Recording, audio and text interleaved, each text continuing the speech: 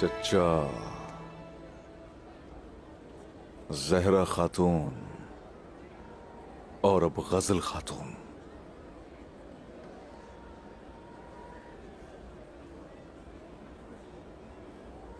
गजल जहरा की तरह बिल्कुल नहीं है। वो मजबूत है, उसको मालूम है काम कैसे करते हैं। वो जहरा की हरगिज़ नहीं सुनेगी। मसला तो यही है ना कि वो मजबूत और तजुर्बेकार भी है। वो किस वक्त कौन सी चाल चलें किसी को मालूम भी नहीं पड़ेगा। ताईजान, अब सबको होशियार रहना होगा। जहरा खातून की गद्दारी से तो हर कोई वाकिफ है और उनके गजल खातून से कभी ताल्लुकात अच्छे नहीं रहे। गजल खातून मोअज़्ज़ज़ खातून लगती है। हाँ, वो मुअज़्ज़ज़ जरूर है, मगर वो अपने इरादे छुपा कर रखती है। राज रखती हैं, राज। वो इतने सालों बाद यहां क्यों आई हैं?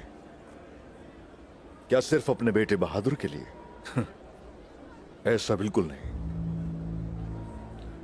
उनके इरादे बिल्कुल भी ठीक नहीं लग रहे। वो जरूर कुछ छुपा रही हैं। बिल्कुल ठीक कहा बेटा, फिक्र ना करो तुम, मैं उस पर नजर रखूंगी। तकरीब की वजह से किसी को नजरअंदाज नहीं करेंगे। नजर रखनी जरूरी है गजल खातून पर। ऐसे लोगों को धुंध का मौसम अच्छा लगता है।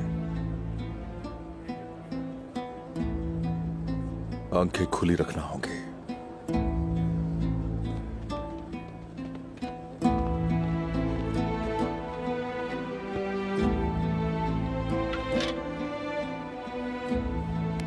ताईजान,